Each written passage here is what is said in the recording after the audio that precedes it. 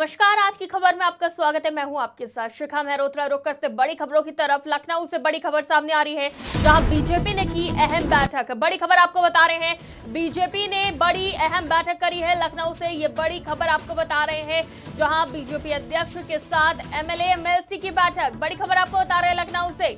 भूपेंद्र चौधरी ने कही बड़ी बात, हारी हुई 14 लोकसभा सीट पर होगा बदलाव।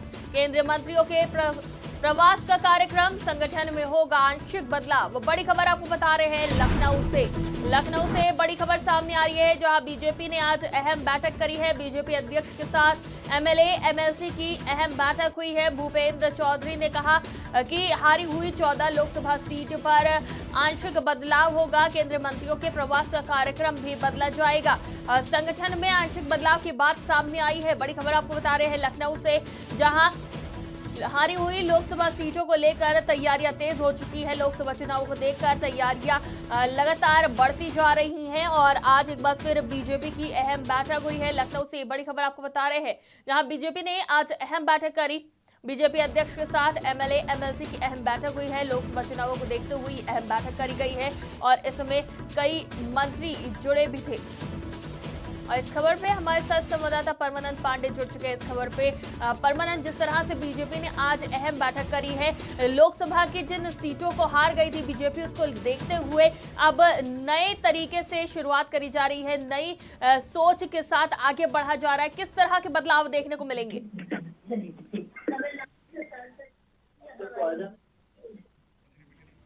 परमानंद, आप मुझे सुन पा रहे हैं?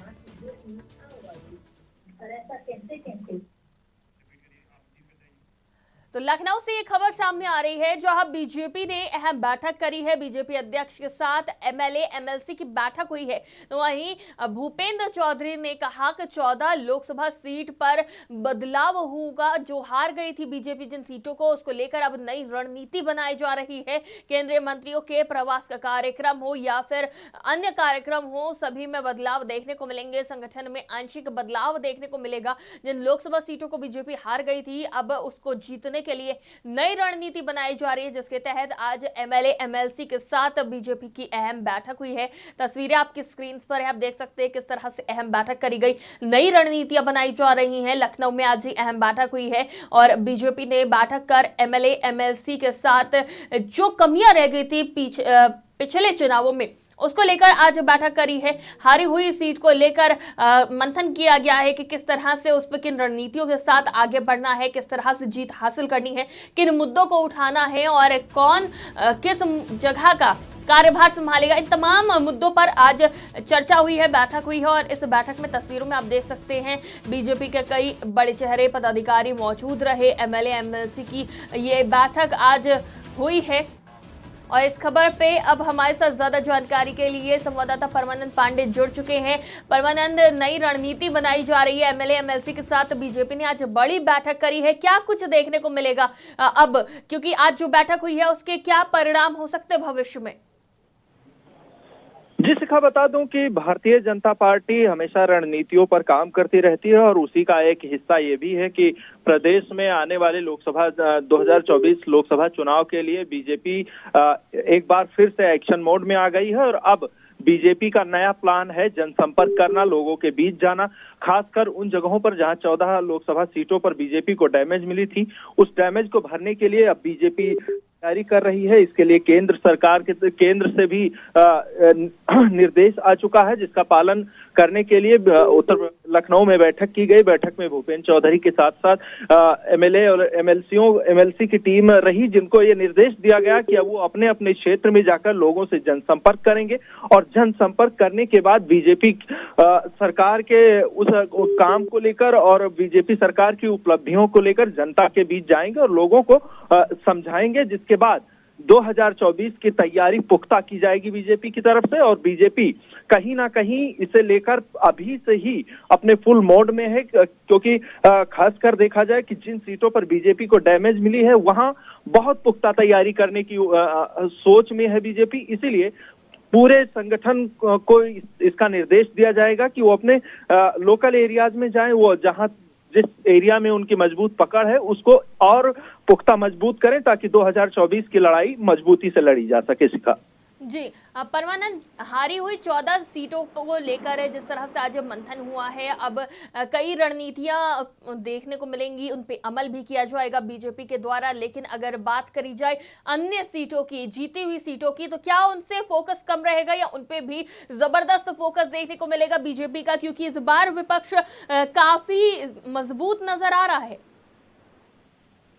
देखिए शिखा, विपक्ष जरूर मजबूत नजर आ रहा है और विपक्ष इस वक्त, चाहे वो कांग्रेस की भारत जोड़ो यात्रा हो या फिर यूपी में अखिलेश यादव की तरफ से लगातार सक्रिय रहना, इस पर जरूर कहा जा सकता है कि विपक्ष मजबूत हुआ है। लेकिन बीजेपी की अगर बात करें तो बीजेपी को लेकर कहा जाता है कि बीजेपी साल के 365 दिन चुनावी मोड में होती है। साल के 365 दिन हमेशा वो अपने एक्शन मोड में होती है। वो चाहे केंद्रीय नेतृत्व की तरफ से हो या चाहे प्रदेश नेतृत्व की तरफ से हो, हमेशा चुनाव को लेकर बीजेपी गंभीर रहती है और उसका एक मिशन होता है और उस मिशन के तहत काम करती है बीजेपी। वो हमेशा छोटे मोटे काम को भी आने वाले भविष्य से जोड़कर देखती है और उसे बताती है। रही बात संगठन के तौर पर, तो आने समय समय पर बीजेपी संगठन में परिवर्तन कर पार्टी को दिशा और दशा दोनों देती रहती है। तो ये अगर देख लिया जाए कि जिन सीटों पर हार हुई थी या जिन सीटों पर डैमेज मिली थी, उस डैमेज को कंट्रोल करने के लिए बैठक होगी, तो इससे इनकार किया जाएगा, क्योंकि बीजेपी उन सीटों को और पुख्ता करेगी जिन सीटों पर उसकी विजय हुई थी। और कहीं ना कहीं बीजेपी ऐसे ही नहीं जाएगी। वो संगठन के तौर पर परिवर्तन करना हो जाए या फिर विपक्ष के तरफ से चली गई चाल की काट निकालनी हो, फेस टू फेस लड़ाई करनी हो, तो इन सब चीजों को लेकर बैठक किया गया है। और बैठक में ये देखा जाएगा कि मौजूदा स्थिति क्या है, मौजूदा स्थिति में पार्टी कहां खड़ी है और उसके सामने खड़ा विपक्ष जो है उसके मजबूत पक्ष क्या है, किन चीजों पर वो लड़ाई लड़ रही है, और उन्हीं रणनीतियों का जवाब भारतीय जनता पार्टी की तरफ से खोज कर लाया जाएगा। वो चाहे हो सकता है जातीय फेस को लेकर हो या फिर किसी वर्चस्व वाले चेहरे को लेकर हो, उसका तोड़ निकाला जाएगा। और इसी तोड़ के आधार पर बीजेपी हर सीट पर, क्योंकि यूपी में बीजेपी की तरफ से कहा जा रहा है कि बीजेपी मिशन 80 पर काम कर रही है।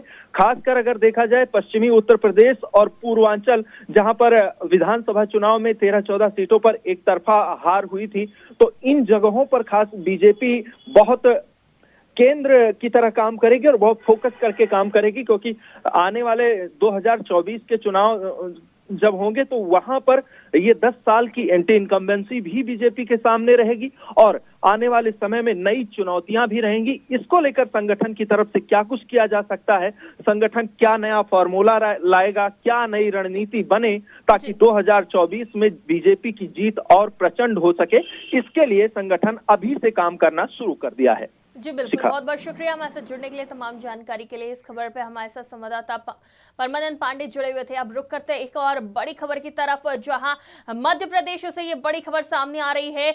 आखमऊ पहुंचा शरद यादव का पार्थिव शरीर, अंतिम दर्शन के लिए पहुंच रहे लोग। बड़ी खबर आपको बता रहे हैं, मध्य प्रदेश पहुंचा है, मध्य प्रदेश के आखमऊ पहुंचा है शरद यादव का पार्थिव शरीर। अंतिम दर्शन के लिए लोगों की भीड़ पहुंच रही है। अब इसकी तस्वीरें भी सामने आ गई हैं। मध्य प्रदेश से आपको ये खबर बता रहे हैं, जहां लोगों का हुजूम देखने को मिल रहा है। सभी श्रद्धांजलि देने के लिए एकत्र हो रहे हैं और जल्द ही उनका अंतिम संस्कार भी हो जाएगा। मध्य प्रदेश से हम आपको ये खबर बता रहे हैं, जहां आखमऊ पहुंचा शरद यादव का पार्थिव शरीर। अंतिम दर्शन के लिए लोग जुट रहे, सभी अपनी श्रद्धांजलि देना चाहते हैं, अंतिम दर्शन करना चाहते हैं शरद यादव के। एक बेहतरीन कार्यकाल रहा है, जिस तरह से उन्होंने अपनी राजनीति करी। पक्षी नहीं विपक्ष के नेता भी उनको काफी सम्मान देते थे, और जब वो अब हमारे बीच नहीं रहे हैं, ऐसे में भी लोगों का हुजूम, लोगों का प्रेम उनको मिलता हुआ साफ नजर आ रहा है।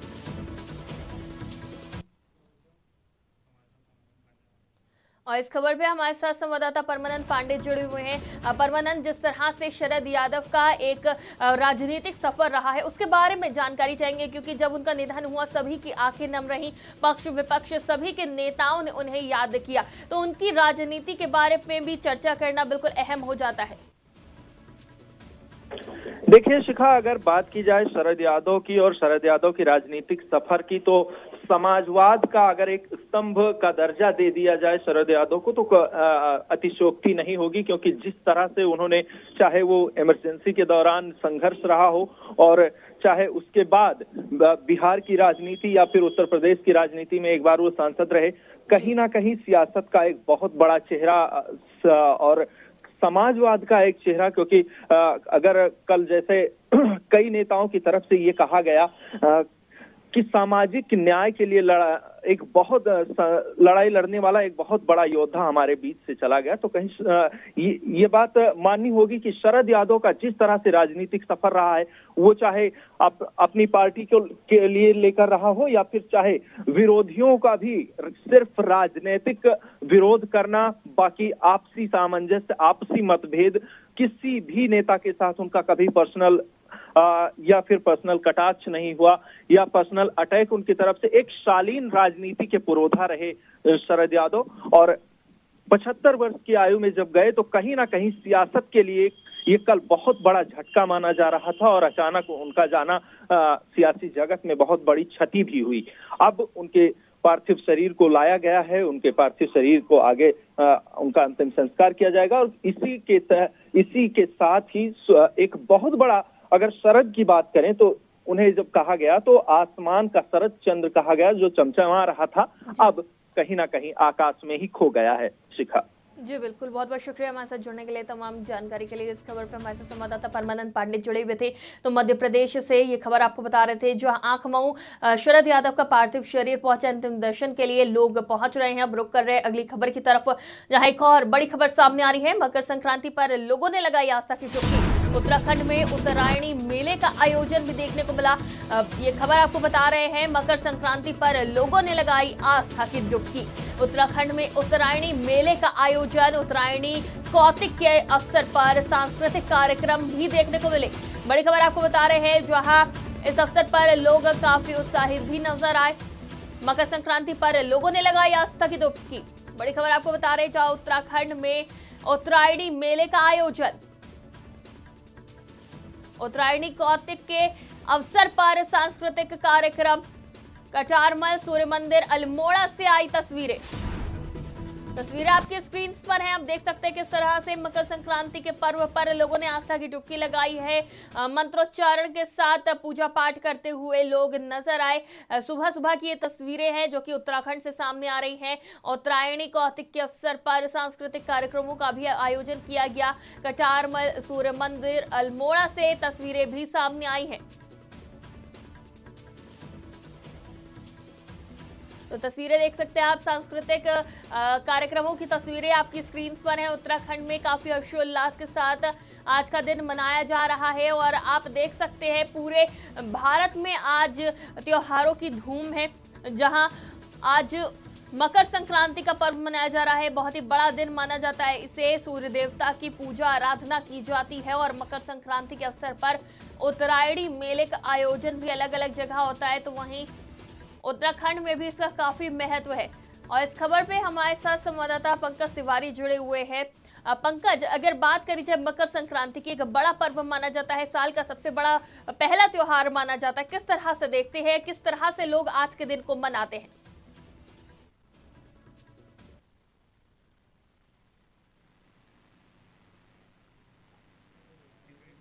पंकज, हमें आपकी आवाज नहीं मिल पा रही है। तो आज मकर संक्रांति का पर्व लोग मना रहे हैं, साल का पहला सबसे बड़ा पर्व इसे माना जाता है, और आस्था की डुबकी लगाई है लोगों ने। अगर बात करी जाए उत्तराखंड की, तो देवभूमि में भी काफी आस्था के साथ लोगों ने इस दिन को मनाया है, और ये तस्वीरें भी सामने आई हैं जहां आप देख सकते हैं कि लोग किस तरह से पूजा पाठ के साथ, मंत्रोच्चारण के साथ इसको मनाते हुए नजर आ रहे हैं।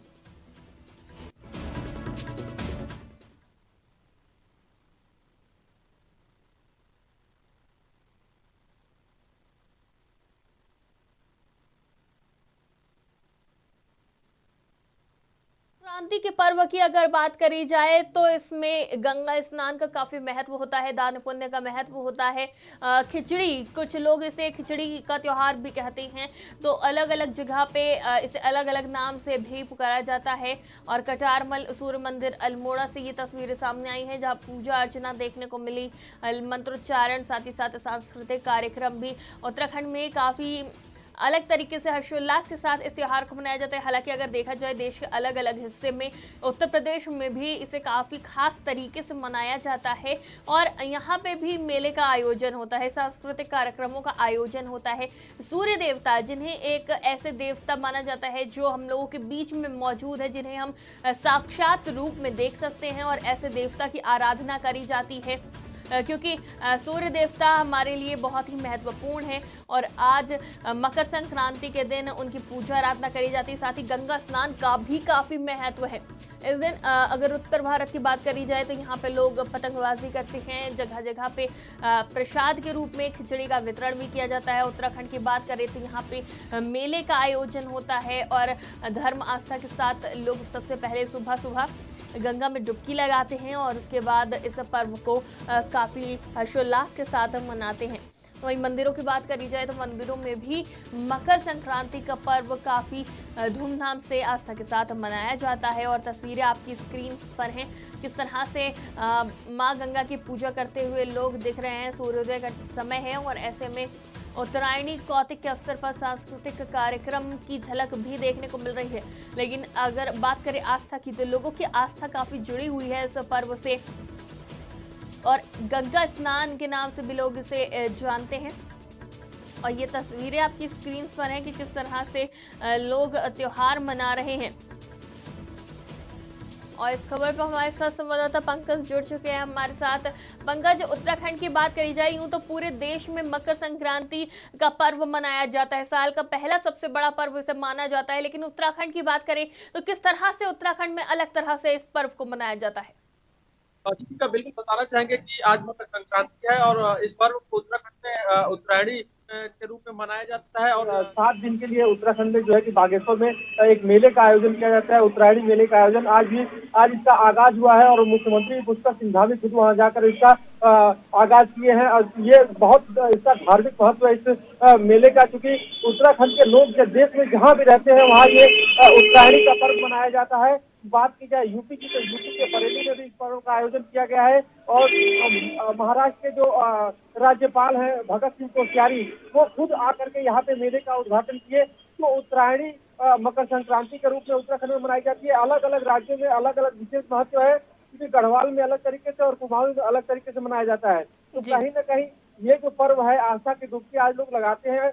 बात की जाए अल्मोड़ा की, तो आज सुबह ही वहाँ मंत्रोच्चारण के साथ जो है कि यमुना नदी के तट पर जो सूर्य मंदिर है वहाँ पे जो है कि मंत्रोच्चारण के साथ पूजा अर्चना की गई और इस मेले का आगाज हुआ। ये मेला जो है कि 1 हफ्ते तक उत्तराखंड में चलता है और बाकी देश के जो विभिन्न राज्य हैं वहाँ भी जहाँ उत्तरायणी मेला लगा हुआ है 1 सप्ताह के लिए ये चलेगा। इसमें तमाम तरह के जो है कि कला और संस्कृतियों का भी प्रदर्शन होता है। इस त्योहार पे विशेषकर उत्तरायणी का मेला उत्तराखंड के बागेश्वर के लिए स्पेशल और विशेष महत्व रखता है, क्योंकि वहाँ पे माना गया है कि धार्मिक आस्था को देखते हुए यमुना नदी क्योंकि वहाँ से निकली और उसी के नदी के किनारे इस मेले का आयोजन किया गया। ये मेला जो है 111 साल पुराना लगभग मेला है। जी पंकज, अगर बात करें सूर्य देवता की, तो उनकी पूजा करी जाती है, उन्हें साक्षात देवता माना जाता है, जो कि हर एक इंसान के लिए बहुत महत्वपूर्ण है। लेकिन मकर संक्रांति के दिन ही पूजा क्यों? बिल्कुल बताना चाहेंगे शिखा की मकर संक्रांति का मतलब होता है कि सूर्य देव मकर राशि में प्रवेश करते हैं। वैसे तो विज्ञान और भूगोल की बात की जाए तो 22 दिसंबर को मकर रेखा पे सूर्य सीधे चमकते हैं। उसके बाद धीरे धीरे क्रमशः वह जो है कि उत्तरी गोलार्ध की तरफ बढ़ते जाते हैं। तो वहां से जो है कि जो 22 दिसंबर होता है वो मेन सर्दी का टाइम होता है और वहां से जैसे जैसे सूर्य धीरे धीरे विषुवत रेखा की तरफ बढ़ेंगे टेम्परेचर बढ़ता जाता है। तो एक तरह से आज का जो दिन है, आज मकर राशि में सूर्य का प्रवेश होगा धार्मिक मान्यता के अनुसार, और ये टाइम जो है कि 9 बजे का दिया गया है, यानी आज 9 बजे रात से लेकर के और कल 11:30 बजे तक सूर्य का ये प्रवेश काल रहेगा। और इसका विशेष महत्व क्योंकि पूरे भारत में और हिंदू सनातन धर्म में होता है, इस पर्व को लेकर के लोग आस्था की डुबकी तमाम जगहों पे लगाते हैं। बात की जाए यूपी की, तो यूपी में प्रयाग प्रयागराज में संगम तट पे श्रद्धालुओं का जमावड़ा होता है। आज भी जो है कि सुबह से लोग आस्था की डुबकी लगाए हैं और वहाँ अभी भी लोग ठहरे हुए हैं, क्योंकि संक्रांति जो होगी वो 9 बजे के बाद होगी। तो कल सुबह में भी जो श्रद्धालु वहाँ रुके हुए हैं वो संगम तट पे आस्था की डुबकी लगाएंगे। साथ ही साथ बात की जाए उत्तराखंड की, तो उत्तराखंड में भी बागेश्वर में जो आस्था की डुबकी है वो आज और कल दोनों दिन लगाई जाएगी, क्योंकि अब जो है कि 14 और 15 दोनों तारीखें फिक्स की गई है संक्रांति को लेकर के। तो 14 जनवरी आज और 15 जनवरी कल, यानी दोनों दिन संक्रांति काल रहेगा। और एक तरह से जो पुण्य स्नान माना जाता है वो पुण्य का स्नान करेंगे श्रद्धालु। जी पंकज, अगर बात करें त्योहार की तो इसे बहुत बड़ा त्योहार माना जाता है पूरे देश में। अगर ये कहें कि अलग अलग नाम से मकर संक्रांति मनाई जाती है तो इसमें कुछ गलत नहीं होगा। कहीं पोंगल, कहीं बिहू, कहीं उत्तरायण, तो कहीं मकर संक्रांति, अलग अलग नामों से इसे मनाया जाता है। तो क्या इसे मनाने का तरीका एक ही होता है या फिर वो भी अलग होता है? सभी जगह सूर्य देवता की ही पूजा करी जाती है? बिल्कुल शिखा, क्योंकि सूर्य देव का ही पर्व माना जाता है मकर संक्रांति, और सूर्य देव की ही पूजा की जाती है, अर्चना की जाती है। इस दिन का विशेष महत्व इसलिए होता है क्योंकि जो खर मास हिंदू धर्म के अनुसार, हिंदू मान्यता के अनुसार जो खर मास होता है वो उसका समापन होता है। और इसके बाद, संक्रांति के बाद ही जो भी शुभ कार्य होते हैं, वैवाहिक कार्यक्रम हो या जो भी शुभ कार्य होते हैं वो शुरू हो जाते हैं, उसकी शुरुआत होती है। तो इसका विशेष महत्व होता है। और इस दिन को क्योंकि साधु महात्मा भी बताते हैं कि इस दिन का स्नान जो होता है वो पुण्य का स्नान होता है, इसलिए जो है कि धार्मिक मान्यता के अनुसार लोग पुण्य स्नान करते हैं। खाने की बात की जाए तो अलग अलग जगह पे अलग अलग तैयारियां होती है। जैसे यूपी की बात की जाए तो यहाँ पे तिल और गुड़ के जो लड्डू बनाए जाते हैं वो खाए जाते हैं, जबकि उत्तराखंड की बात की जाए तो वहाँ आटा सौंफ से बना हुआ जो एक पदार्थ होता है उस स्पेशल उसका लोग भोग लगाते हैं। तो इस पर्व पे दान और पुण्य करने का भी ये त्योहार माना जाता है। स्नान करने के बाद लोग दान पुण्य करते हैं और उसके बाद से अलग अलग अपने रीति रिवाज के अनुसार अपना भोजन करते हैं। बात की जाए यूपी में गोरखपुर एक विशेष जगह है, या इसको यहाँ पे खिचड़ी मेले का आयोजन होता है। जो गोरखनाथ मंदिर है वहाँ पे खिचड़ी चढ़ाई जाती है। और इस समय जो यूपी के मुख्यमंत्री हैं योगी आदित्यनाथ, जो महंत जी के नाम से वहां जाने जाते हैं और गोरखपुर मठ के महंत हैं, सबसे पहले वो खिचड़ी चढ़ाते हैं और उसके बाद से खिचड़ी मेले का आगाज होता है। तो जैसे उत्तराखंड में नारायणी ये जो संक्रांति के पर्व पे जो है कि उत्तरायणी मेले का आयोजन किया जाता है, वैसे ही गोरखपुर में पूर्वांचल में खिचड़ी मेले का आयोजन किया जाता है। और देश के जो विभिन्न भाग हैं वहाँ पे भी अलग अलग तरीके से मेलों का आयोजन किया जाता है। लेकिन कुल मिलाकर ये जो पूजा होती है वो सूर्य देव की पूजा होती है, सूर्य देव की उपासना होती है। और आज के बाद से, मतलब संक्रांति के बाद से जो है कि शुभ कार्य करने के लिए विशेष महत्व और उचित समय माना जाता है हिंदू धर्म और रीति रिवाज के अनुसार। जी बिल्कुल, बहुत बहुत शुक्रिया हमारे साथ जुड़ने के लिए, तमाम जानकारी के लिए। इस खबर पे हमारे साथ संवाददाता पंकज तिवारी जुड़े हुए थे। तो अब हम आपको सुनाते हैं वो मंत्र जिसे सुन के आप भी मंत्र मुग्ध हो जाएंगे। किस तरह से पूजा करी जाती है सुनिए।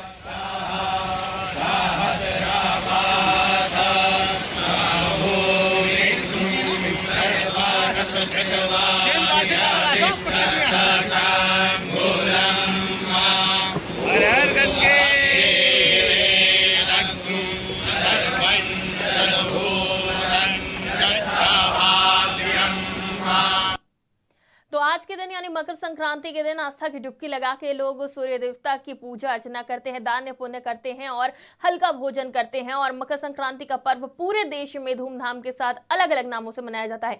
अब रुक करते हैं अगली खबर की तरफ। एक और बड़ी खबर सामने आ रही है, दिल्ली से बड़ी खबर सामने आ रही है, जो आतंकी साजिश को नाकाम किया गया है। दिल्ली में बड़ी आतंकी साजिश को किया गया नाकाम। बड़ी खबर आपको बता रहे हैं दिल्ली से, भलसवा डेयरी में रेड के बाद हैंड ग्रेनेड बरामद। बड़ी खबर आपको बता रहे हैं दिल्ली पुलिस की स्पेशल सेल ने की छापेमारी। दिल्ली से ये बड़ी खबर आपको बता रहे हैं, जो हगीरपुरी में की थी पुलिस ने छापेमारी। दिल्ली से बड़ी खबर आपको बता रहे हैं, जो दिल्ली में बड़ी आतंकी साजिश हुई नाकाम। दिल्ली की स्पेशल पुलिस ने की छापेमारी। बड़ी खबर आपको बता रहे हैं, दिल्ली में बड़ी आतंकी साजिश को नाकाम किया गया है। भलसवा डेयरी में रेड के बाद हैंड ग्रेनेड बरामद किया गया है। दिल्ली पुलिस की स्पेशल सेल ने की छापेमारी। जो हगीरपुरी में की थी पुलिस ने छापेमारी, जिसके बाद बड़ी सफलता हाथ लगी है। आतंकी साजिश को नाकाम किया गया है। इस खबर पे हमारे साथ संवाददाता परमानंद पांडे जुड़े हुए हैं। परमानंद, जिस तरह से दिल्ली पुलिस को एक बड़ी सफलता हाथ लगी है और एक आतंकी साजिश को नाकाम किया गया है, किस तरह से देखते हैं? जी शिखा, बताना चाहूंगा कि दिल्ली पुलिस की स्पेशल टीम ने जहांगीरपुरी इलाके के कलसवा डेरी इलाके में किराए के मकान से 2 संदिग्धों को पिछले दिनों गिरफ्तार किया था और उसी के पीछे ये जांच चल रही थी। जगजीत सिंह उर्फ जग्गा और नौशाद नाम के 2 व्यक्तियों को गिरफ्तार किया गया था, जिसमें उनके कमरे से जब पुलिस ने फिर से छापेमारी की और जांच की तो जांच में उनको हैंड ग्रेनेड मिला है। इसके साथ ही उस कमरे से कुछ खून के छींटे भी मिले हैं और इसी को लेकर उनको संदिग्ध के तौर पर उनके साथ ट्रीट किया जा रहा है और लगातार ये जांच की जा रही है। अब इस जांच में जब 2 हैंड ग्रेनेड मिला है तो कहीं ना कहीं पुलिस जिस शक के आधार पर इन दोनों को गिरफ्तार किया था उनके उसमें पुलिस के लिए यह पुख्ता हो गया है कि कहीं ना कहीं जगजीत सिंह उर्फ जग्गा और नौशाद दोनों ही आतंकी संगठन से जुड़े हो सकते हैं। फिलहाल जो जगजीत सिंह उर्फ जग्गा है उसको लेकर कहा जा रहा है कि इसका खालिस्तानी कनेक्शन है, जो बाहर से इसको फंडिंग की जाती है और कहीं ना कहीं भारत विरोधी ताकतों से, उन तत्वों से जगजीत सिंह उर्फ जग्गा जुड़ा है। वहीं नौशाद का भी आतंकी कनेक्शन सामने आ रहा है, जिसके आधार पर पिछले दिनों इन्हें गिरफ्तार किया गया था। गिरफ्तारी के बाद लगातार ये जांच चल रही थी और जांच में ही ये 2 हैंड ग्रेनेड मिला है। तो कहीं ना कहीं ये कहा जा सकता है कि पुलिस ने बहुत बड़ी सफलता हासिल की है, क्योंकि समय रहते अगर पुलिस से चूक होती, ये दोनों गिरफ्तार ना किए जाते तो किसी बड़े हादसे की फिराक में ये दोनों बैठे थे। शिखा जी परमानंद, अगर बात करी जाए आतंकियों की, तो क्या आतंकी कोई बड़ी साजिश रच रहे हैं? क्योंकि आए दिन कहीं ना कहीं से ग्रेनेड मिल रहे हैं और जिस तरह से ये आतंकी साजिश नजर आ रही है, पुलिस को हालांकि सफलता तो मिल रही है, लेकिन एक छोटी सी चूक एक बड़ा अंदेशा दे रही है कि एक बड़ी दुर्घटना हो सकती है और ये आतंकी कोई बड़ी साजिश कर रहे हैं। क्या कुछ जानकारी है? जी बिल्कुल, चूक अगर हुई और चूक अगर होती है तो उसका परिणाम तो भुगतना पड़ता है। वो किसी भी शहर में किसी भी सिक्योरिटी फोर्सेस को लेकर हो। बात करें दिल्ली की तो दिल्ली में सुरक्षा एजेंसियां लगातार तैनात रहती हैं, लगातार इन इनपुटों पर ध्यान रखती हैं और लगातार इस पर काम करती हैं। तो कहीं ना कहीं ये कह सकते हैं कि अगर चूक होती है तो चूक होने का खामियाजा पूरे शहर को भुगतना पड़ता है, या फिर कहें कि पूरे देश को इसका खामियाजा भुगतना पड़ता है। लेकिन गनीमत रही कि समय रहते सुरक्षा एजेंसियों की सक्रियता के बाद इन दोनों को पकड़ा गया और पकड़ने के बाद अब आगे की कार्रवाई की जाएगी। इनको लेकर क्या इनका पुराने हिस्ट्री है और किस मंसूबे से ये लोग क्या सोच रहे थे, आगे इनकी क्या प्लानिंग थी, क्या करने वाले थे, किस साजिश के तहत ये दिल्ली में आए थे, हैंड ग्रेनेड का क्या कनेक्शन है, इनके कमरे में मिले खून के धब्बों का क्या मतलब है, इन पहलुओं पर जांच होगी और जांच के बाद फिर ये पुख्ता हो पाएगा कि दरअसल दिल्ली को दहलाने की साजिश थी या कहीं और बाहर के लिए इन लोगों की साजिश चल रही थी। फिलहाल जिस तरह से देखा जाए, चाहे वो सरहद हो या फिर किसी बड़े शहर में, हमारी सुरक्षा एजेंसियां लगातार काम कर रही हैं, लगातार उस पर सक्रिय रहती हैं और किसी भी हलचल के लिए एक्टिव रहती हैं 24 घंटे। उसी का परिणाम है शिखा कि इनकी साजिश से पहले ही इनके मंसूबे पर पानी फेर दिया गया और अब दोनों पुलिस की गिरफ्त में हैं। जी बिल्कुल, बहुत बहुत शुक्रिया हमारे साथ जुड़ने के लिए। तमाम जानकारी के लिए इस खबर में हमारे साथ संवाददाता परमानंद पांडे जुड़े हुए थे। तो दिल्ली से ये बड़ी खबर हम आपको बता रहे थे, जहां दिल्ली की पुलिस ने आतंकी साजिश को नाकाम किया है और हैंड ग्रेनेड बरामद किया गया है, जिसके बाद अब और जांच करी जा रही है। मंसूबे क्या है आतंकियों के, इसे जानने की कोशिश करी जा रही है। रुक करते एक और बड़ी खबर की तरफ। केंद्रीय मंत्री नितिन गडकरी को मिली धमकी, बड़ी खबर आपको बता रहे हैं। केंद्रीय मंत्री नितिन गडकरी को धमकी मिली है, अज्ञात व्यक्ति ने जान से मारने की धमकी दी है। बड़ी खबर आपको बता रहे हैं, जान से मारने की धमकी दी गई है केंद्रीय मंत्री नितिन गडकरी को। ऑफिस में आया धमकी भरा कॉल। बड़ी खबर आपको बता रहे हैं, दिल्ली से नागपुर पुलिस मामले की कर रही जांच। दाऊद का भी लिया गया है नाम। बड़ी खबर आपको बता रहे हैं, केंद्रीय मंत्री नितिन गडकरी को जान से मारने की धमकी दी गई है। फोन कॉल आया था, धमकी भरा फोन कॉल आया था। केंद्रीय मंत्री नितिन गडकरी को मिली है धमकी। बड़ी खबर आपको बता रहे हैं, जो अज्ञात व्यक्ति ने दी धमकी, फोन कॉल कर जान से मारने की दी धमकी। ऑफिस में आया था धमकी भरा फोन।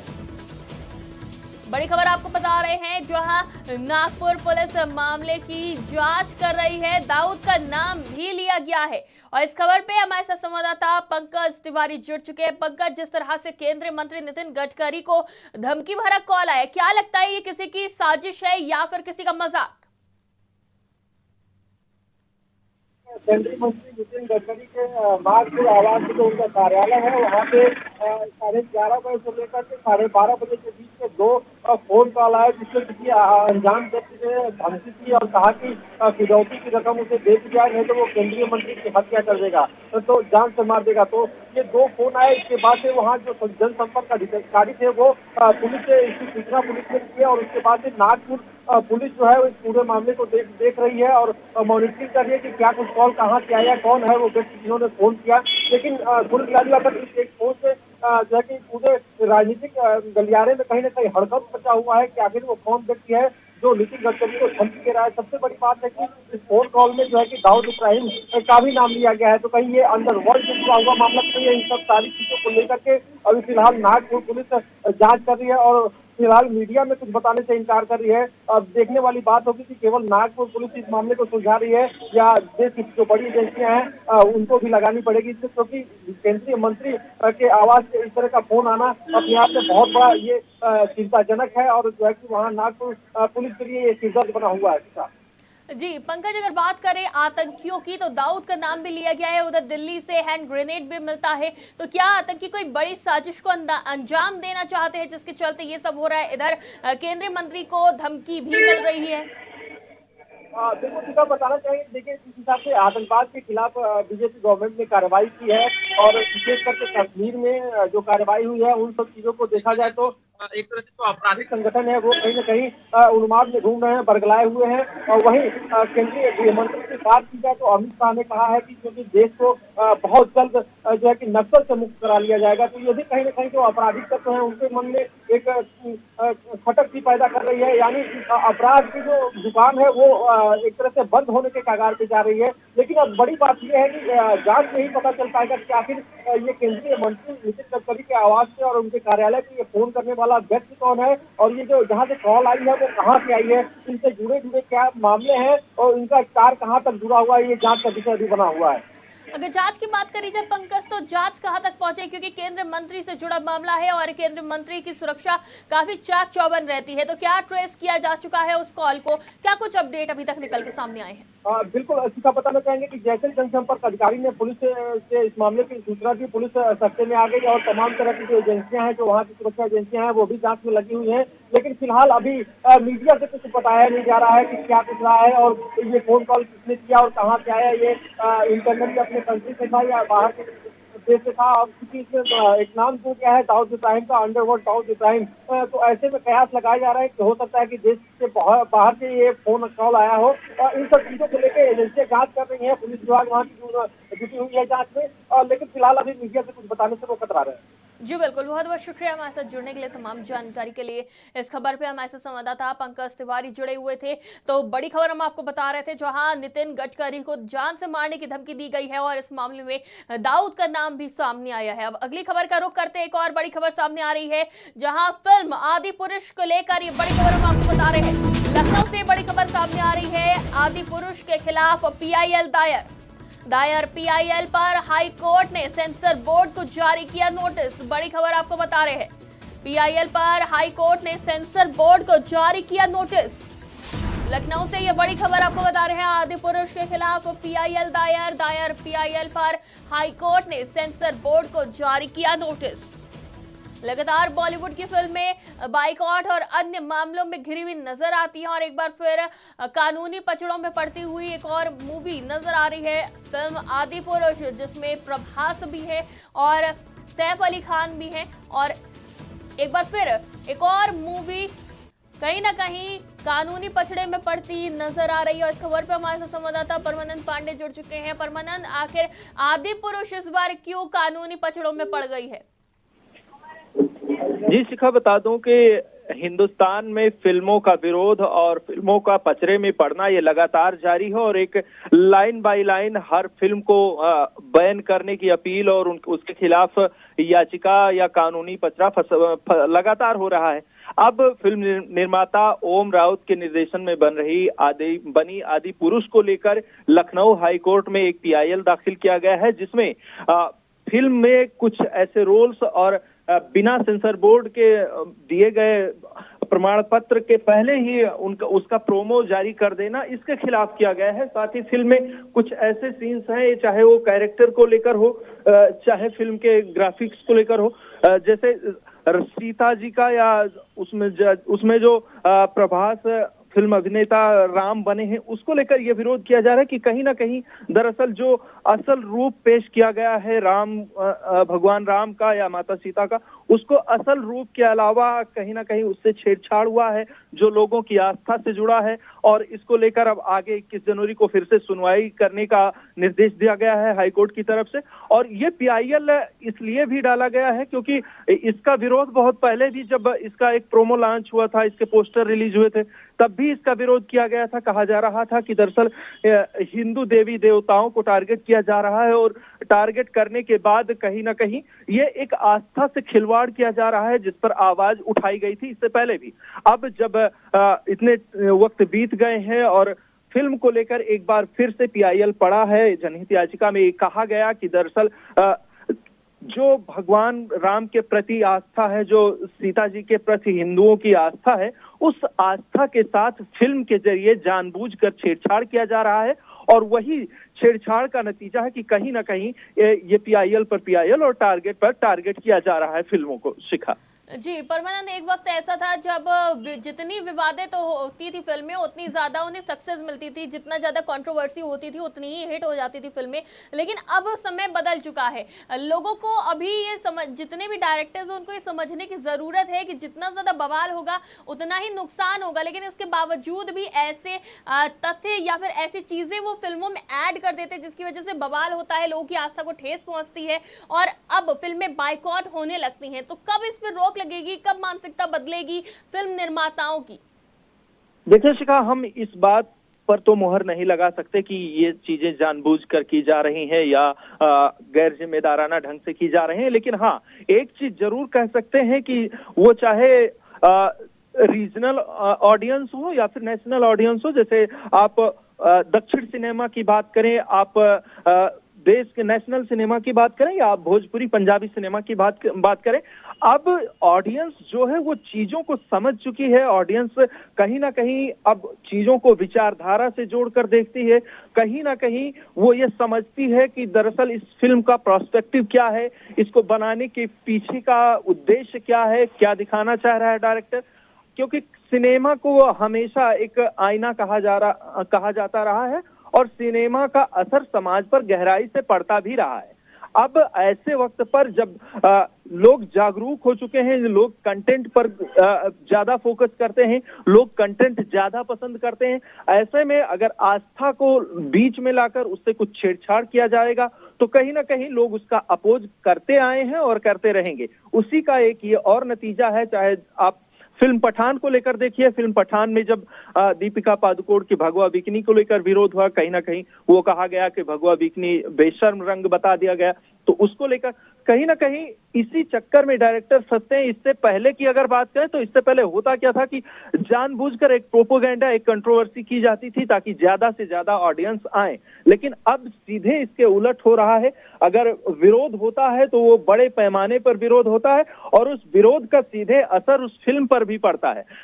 ऐसे मौके पर जब देश में ऐसी सरकारें हैं, ऐसी परिस्थितियां हैं और ऐसा माहौल है कि दरअसल राष्ट्रीयता और धार्मिक भावनाओं के साथ, किसी भी धर्म के साथ अगर कोई छेड़छाड़ होता है तो वो देश बर्दाश्त नहीं करेगा। अगर फिल्म जगत है तो फिल्म जगत की तरफ से उन चीजों को, उन साक्ष्यों से छेड़छाड़ करने की आज्ञा न धर्म देता है, न सरकारें देती हैं, न समाज देता है, न ऑडियंस देती है। उसी का नतीजा है कि चाहे वो आदिपुरुष हो या एक तरफ से लाइन बाय लाइन जो फिल्में फ्लॉप होती जा रही हैं, जिनका बायकॉट होता जा रहा है, जिनका विरोध हो रहा है, कहीं ना कहीं जब चीजों से छेड़छाड़ होती है तो जनता उठकर खड़ी हो जाती है। शिखा जी बिल्कुल, बहुत बहुत शुक्रिया हमारे साथ जुड़ने के लिए, तमाम जानकारी के लिए। इस खबर पर हमारे साथ संवाददाता परमानंद पांडे जुड़े हुए थे।